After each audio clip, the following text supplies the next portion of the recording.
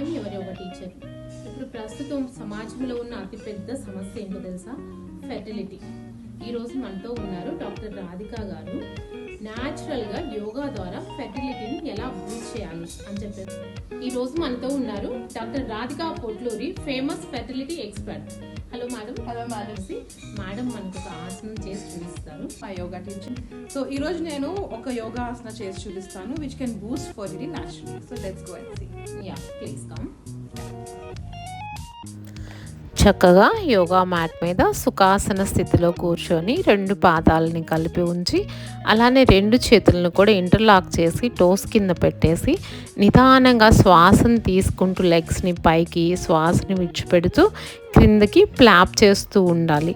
అంటే సీతాకోక చిలుక ఏ మాదిరిగా అయితే తన రెక్కలను కదుపుతూ ఉంటుందో ఆ విధంగా కాళ్ళని కదుపుతూ ఉండాలి అన్నమాట.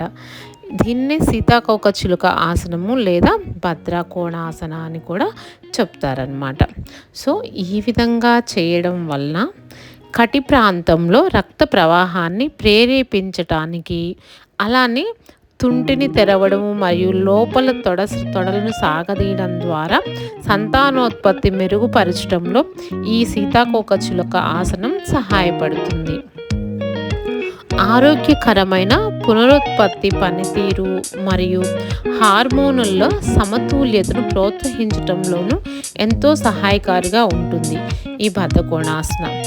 ఈ బటర్ఫ్లై పోజు పునరుత్పత్తి అవయవాలకు ఎంతో ప్రయోజనకరంగానూ ఉంటుంది.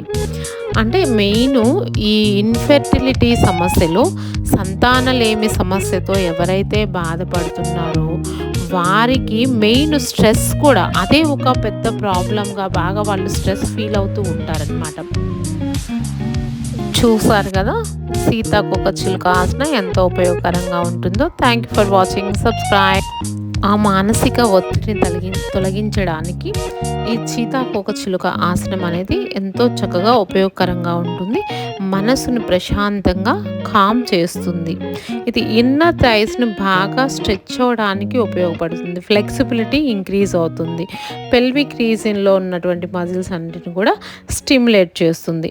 అబ్డామినల్ ఆర్గాన్స్ అన్నీ కూడా స్టిమ్యులేట్ అవుతాయి అన్నమాట. అలానే లోయర్ బ్యాక్లో ఉన్నటువంటి టెన్షన్ అంతా కూడా తొలగిపోతూ ఉంటుందన్నమాట. ఈ విధంగా రెగ్యులర్గా ప్రాక్టీస్ చేస్తూ ఉన్నట్లయితే, అలా ప్రాక్టీస్ చేసి ఒకసారి మనం ఫార్వర్డ్ బెండ్ చేసినట్లయితే దీన్ని బద్ధకోణాసన నుండి భద్రాసన అంటాము. ఇక్కడ ఏంటంటే డైజెస్టివ్ ఆర్గాన్స్ అన్నీ కూడా స్టిమ్యులేట్ అవుతూ. Thank you for watching. Subscribe.